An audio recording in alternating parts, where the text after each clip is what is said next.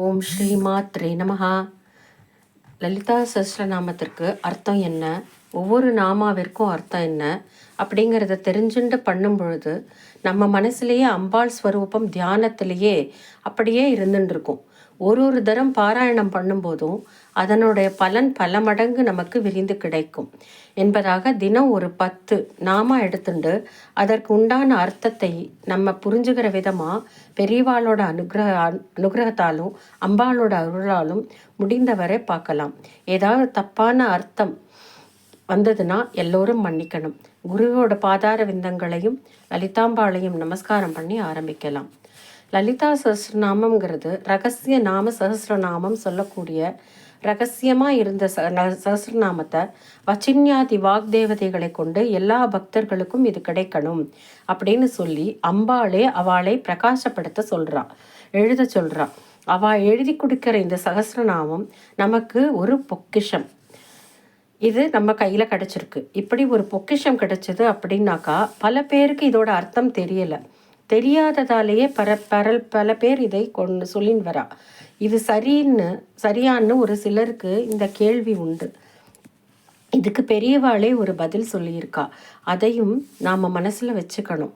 அர்த்தம் தெரிஞ்சுட்டு தான் சொல்லணுமா அப்படின்னா இல்லவே இல்லை.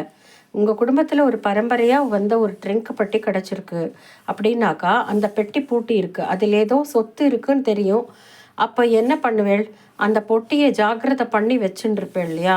என்றைக்கோ ஒரு நாள் அந்த பூட்டோட சாவி கிடைக்கும் பொழுது அந்த பொக்கிஷன் நமக்காகட்டும் இல்லைன்னா நம்ம சந்ததிகளுக்காகட்டும் அப்படின்னு அதை எப்படி ரகசியமாக பாதுகாத்து வச்சுக்கிறோமோ அதே மாதிரி நம் பாரம்பரியத்தில் நம் முன்னோர்கள்கிட்ட இருந்து கிடைத்த விஷயங்கள், வேதங்கள், சாஸ்திரங்கள், ஸ்லோகங்கள் எல்லாம் இருக்குது.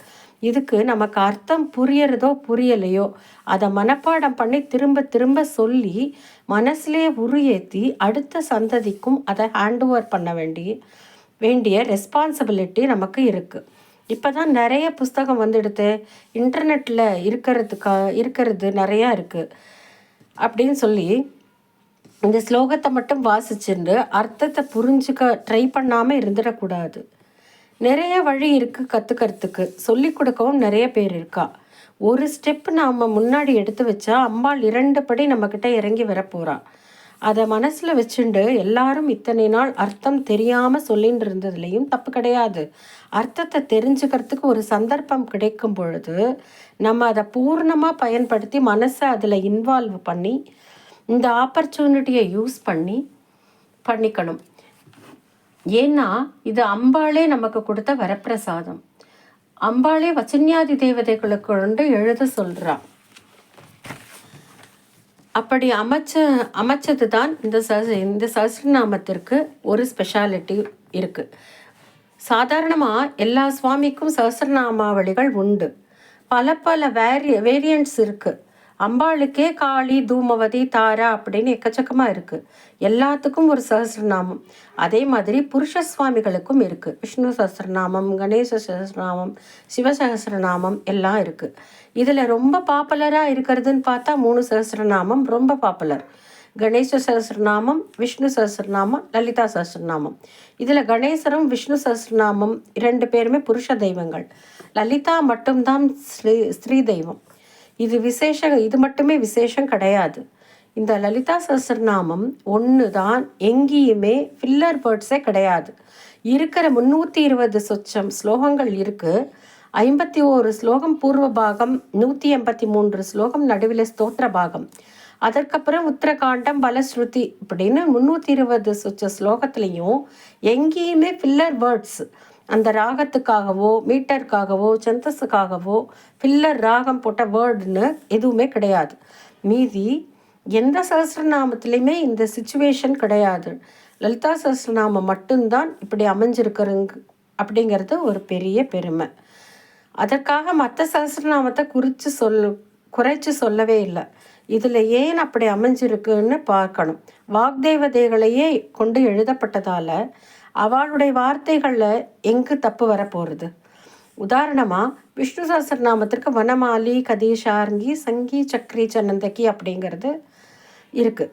பெருமாள் வனமாலியாக இருக்காள், கையில் கதக் வச்சுட்டுருக்கார், சார்ங்கம்ங்கிற வில்ல வச்சுருக்கார், பாஞ்சசன்யம்ங்கிற சங்க வச்சுருக்கார், சக்கரத்தை கையில் வச்சுருக்கார், அண்டு நந்தகிங்கிற ஒரு வாழை கையில் வச்சுருக்கார்னு வருது. அதே மாதிரி க்ஷேத்ரஜ்ஞோக்ஷர ஏவச்சன்னு ஒரு ஸ்லோகத்திலையும் வருது. ஏவச்ச ரெண்டுமே ஃபில்லர் வேர்ட்ஸ். அந்த சந்தஸுக்கான மீட்டர் அந்த ராகத்திற்காக ஃபில் ஆகிறதுக்காக, ப்ளஸ் அந்த அர்த்தமும் விட்டு போகாமல் இருக்கிறதுக்காகவும் இது கூடவும் இது இருக்குங்கிற மாதிரி போட்டு இருக்கா. லலிதா சஹஸ்ரநாமத்தில் பார்த்தீங்கன்னா இந்த மாதிரி ஃபில்லர் வேர்ட்ஸே கிடையாது. ஏன்னா அதில் இருக்கிற ஒரு வார்த்தையும் ஒரு அக்ஷரமும் அப்படியே பெரிய பெரிய மந்திரங்கள், அப்படி வசதியான மந்திரங்களையே ஒரு மாலையாக கட்டி வச்சின்யாதி வாக்தேவதைகள் நமக்கு கொடுத்துருக்கா. ஆகையாலே எங்கேயுமே ஃபில்லர் வேர்ட்ஸ் கிடையாது. அதுலேயே பிரித்து ஒரு வார்த்தையை எடுத்து ஜெபம் பண்ணினாலே பர்டிகுலர் பவர் கிடைக்கும், அனுகிரகம் கிடைக்கும். லலிதா சஹஸ்ரநாமம் ரகசியமாக இருந்தது அப்படின்னாக்கா அம்பாள் குழந்தைகள் எல்லாருக்கும் இது கிடைக்கணும் அப்படின்னு அவளை வச்சின்யாதி வாக்தேவதைகள் வச்சின்யாதி வாக்தேவதைகளை கொண்டு நம்மளுக்கு அனுகிரகம் பண்ணியிருக்கா. நம்ம லலிதா சஹஸ்ரநாமத்தை அர்த்தம் புரிஞ்சுண்டு பாராயணம் பண்ணும்பொழுது ஒரு விசேஷ பலன் இருக்கே, அதை வார்த்தைகளால் சொல்லி முடியாது. பாராயணம் அப்படின்னா என்ன, அதோட மீனிங் என்ன அப்படின்னா, கரை சேர்ப்பதற்கான வழி. எப்படி ராமாயணம் ராமனின் பாதையில் அப்படிங்கிற மாதிரி பாராயணம் நாம் தாண்டி போகிறதுக்கான ஒரு வழி, சம்சார சாகரத்தை தாண்டி கிராஸ் ஓவர் பண்ணுறதுக்கான ஒரு வழியாக பாராயணம் இருக்குது. அப்படி இந்த ரகசிய நாம சஹஸ்ரத்தை பிடிச்சுண்டு அதை வச்சுட்டு நம்ம பாராயணம் பண்ணினா என்னதான் கிடைக்காது? இதில் கிடைக்காம போகிறதுக்கு ஒன்றுமே கிடையாது. பூர்ணமாக எல்லாமே இருக்குது.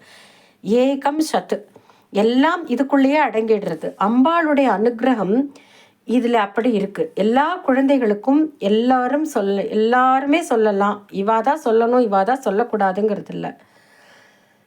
நேராக அம்பாளை பிடிச்சு வச்சுக்க வேண்டியது தான். இது லலிதா சஹஸ்ரநாமங்கிறது இவ்வளவு பெரிய புகுஷத்தை அம்பாள் கொடுத்துருக்கா. ஸ்ரீசக்கரத்தை வச்சுட்டு தான் பூஜை பண்ணணுங்கிறது இல்லை. அர்ச்சனை பண்ணி பஞ்சத சாட்சரி மந்திரம் ஜபம் பண்ணி அதற்கப்புறம் இதை நீ சொல்லலாம். அப்படி இல்லைன்னா இந்த பூஜை செய்வதற்கு அசக்தனாக இருந்தால் கூட வெறும் இந்த ஸ்லோகத்தை மட்டுமே ஜபமும் பூஜையும் செய்ய முடியாதவா கூட சஹஸ்ரநாமத்தை நித்திய கர்மாவா தினம் சொல்லி வந்தால் போரும். அவனுக்கு எல்லா நன்மைகளையும் நான் அனுகிரகம் பண்ணுறேன் அம்பாளே பூர்வபாகத்தில் சொல்லியிருக்கா. நம்மால் எது முடியுமோ அதை மட்டும் ஃபோக்கஸ் வச்சுட்டு அதுக்குள்ளே அம்பாளுக்கு சமர்ப்பணம் பண்ணணுங்கிறத மனசில் வச்சுட்டு இது எல்லாராலையும் பாராயணம் பண்ணக்கூடியதாக இருக்குது. என்னதான் மந்திர சாரமாக இருந்தாலும் அம்பாளே எல்லாருக்கும் கிடைக்கும்படி வச்சிருக்கிறதால எல்லாரும் இதை பாராயணம் பண்ண நம் எலிஜிபிலிட்டி டு சாண்ட் இன்னும் ஜாஸ்தியாகுது. நமக்கு அம்பாளை புரிஞ்சுக்கக்கூடிய சக்தியையும் கொடுக்க போறா. வரும் நாட்களில் லலிதா சஹஸ்ரநாமத்தின் அர்த்தத்தையும் பார்க்கலாம்.